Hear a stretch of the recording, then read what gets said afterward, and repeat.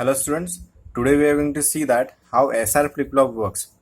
Normally if we talk about the flip-flop, they are used as the memory element. Memory element. Flip-flop can store 1 bit of data. It can store 1 bit of data, which is either 0 or 1. Right? Now see, flip-flop is nothing but it is the cross-coupled connection of two NAND gates. Now further, this cross-coupled connection can be controlled with the help of two another NAND gate and one additional clock. Right? So clock is the major input over here, which is going to control our flip-flop. Now let us see first what is the truth table of flip-flop. Now see, this is SR flip-flop where S stands for set and R stands for reset. See, set and reset is nothing but we know that flip-flop has the two output parameters, which is Q and Q bar, right? So Q is nothing but it is known as the basic output of flip-flop. So when Q is equal to 0, when Q is equal to 0, your flip-flop is known as in sets condition. And when Q is equal to 1, when Q is equal to 0, your flip-flop is known as in reset condition. When Q is equal to 1, your flip-flop is known as it is in set condition. Let us first see what is truth table. See, we have two inputs S and R. So 4 combinations are possible: 0, 0, 0, 1, 1, 0 and 1, 1. Normally when we have the input 0, 0, it is known as no change. Right? When S is 0, R is 1, the flip-flop is in reset condition. So your Q becomes 0. From this logic, when Q is equal to 0, it is in reset state. When S is 1, R is 0, your flip-flop is in set state. And when 1, 1 condition is there, it is known as the invalid condition. So this is, you can say that invalid on indeterminate condition, right? So we know that this will be also no change, right? If this is 0, this will be 1, and this is 1, then this will be 0. When the flip-flop output is 0, here it will be 1. Here when it is 1, it will be 0, because they are the inversion of each other. Now see, let us understand the logic of this truth table with the help of this circuit diagram.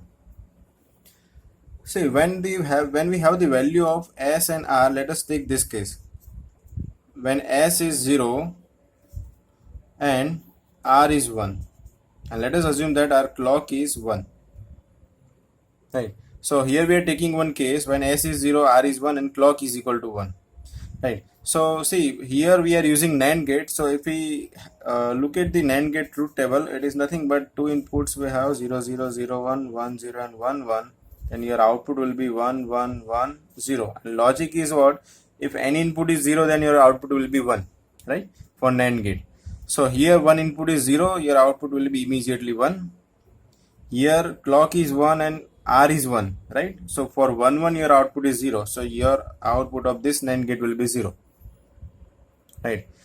Now see, here we do not know what is this input, what will be this input and what will be this input. So let us assume that initially when you switch on the circuit of this flip-flop, your Q is 0. See, let me tell you one thing, that sequential circuits are the digital circuits. When you switch on the sequential circuit, we cannot predict it will be in which state. So there are two possible states of sequential circuit. When you switch on that one, either it will be 0 or it will be 1. So let us predict it is 0 state, right? Initially output is 0. So 0 comes here from this wire, right? And 0 and another input is 0 for this NAND gate. So 0, 0, that gives us the output as 1, right? And this 1 follows towards this NAND gate. So here your input becomes 1, 1. So your next output, previously it was 0, we have assumed. So 1, 1 condition is there. Now next output will be 0. This 0 is given to, this 0 is again given to this place, right? And 0, 0, again there will be output as 1. So always there will be this condition. See, your output will be 0 and Q bar will be 1. It means your Q will be always 0. It means what? When you put your S value is equal to 0 and R value is 1, your flip-flop becomes reset, right? Okay, so this is the condition that is required. Q becomes 0 and your Q bar becomes 1. Let us take the one more case here. What is 1 1? See, for 1 1 we know that, let us have the value instead of 0, let us take value 1, S is equal to 1, R is equal to 1, clock is equal to 1. So here your 2 input becomes 1 1. Here also for this NAND gate it is 1 1 case. So your output of this gate, that becomes 0, because when inputs are 1 1 your output is 0 for NAND gate, right? So here your output becomes 0. Here also your output becomes 0, right? And let us take the case, let's say initially your flip-flop is in set state. So let us take the consider Q is equal to 1. So here 1 comes from this line. Here input becomes 1 0.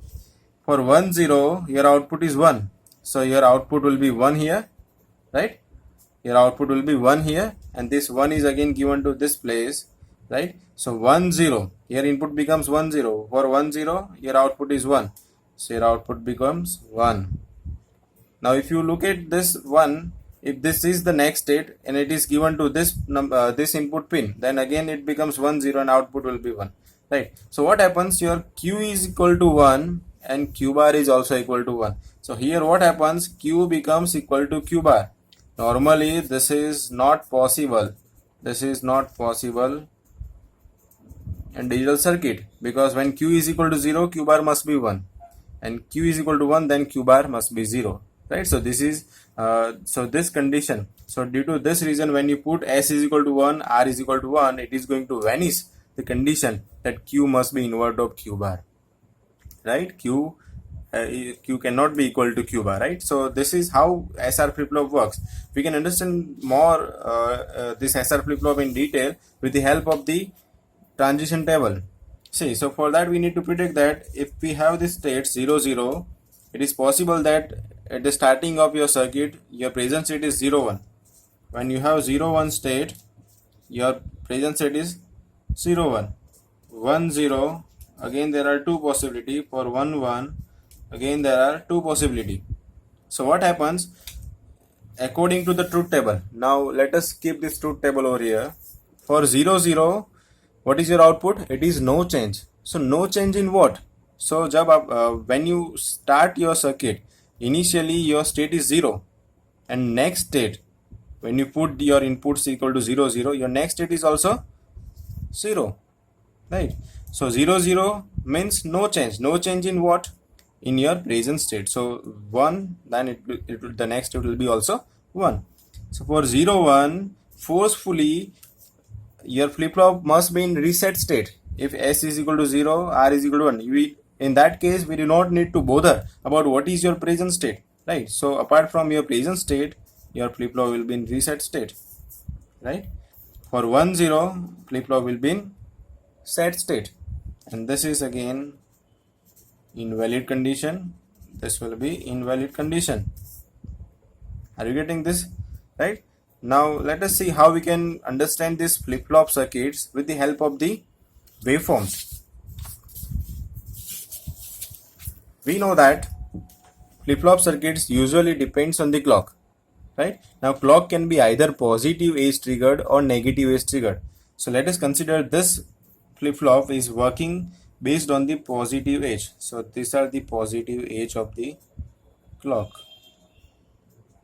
It means what? Whenever the positive age comes, right, then only your flip-flop circuit becomes active, otherwise it becomes disabled, right? So here, see, I have taken two cases for S and R. I have taken the inputs, various input combination over here, and let us see what will be the output. So initially let us assume that your output will be 0.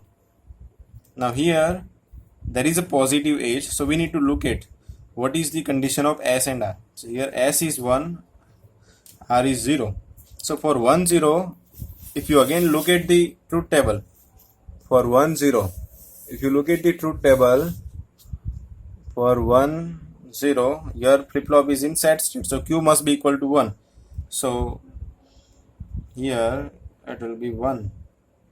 Now see, here there is a negative age, so for negative age there will not be any change. So until there is another positive age, this output will be continued, right? So this will be continued. up to next positive edge. Now another positive edge comes here, right? So again we have to look what is your next state, right? What is your input? So inputs are 1 1, so we cannot state that it is in which state, right? We cannot identify for 1 1 condition what will be the state of flip-flop, right? So it may be possible that for 1 1 case, if your present state, see right now your previous state is 1, right? What will be the present state? So it may be possible that it is 0, or it may be possible it is 1. So let us consider any case, but it is invalid case, right? So for invalid case, let us consider it is 0 until the next positive edge. When the next positive edge comes, we need to look at another condition. When S is 0, R is 1. So S is 0, R is 1, it means it is reset state. Q must be equal to 0, right? So Q will be 0 until the next stage. Here there will be again 0 and 1 condition, so it will be reset again until the next positive edge. We'll look at what is the condition here. 1, R is equal to 0.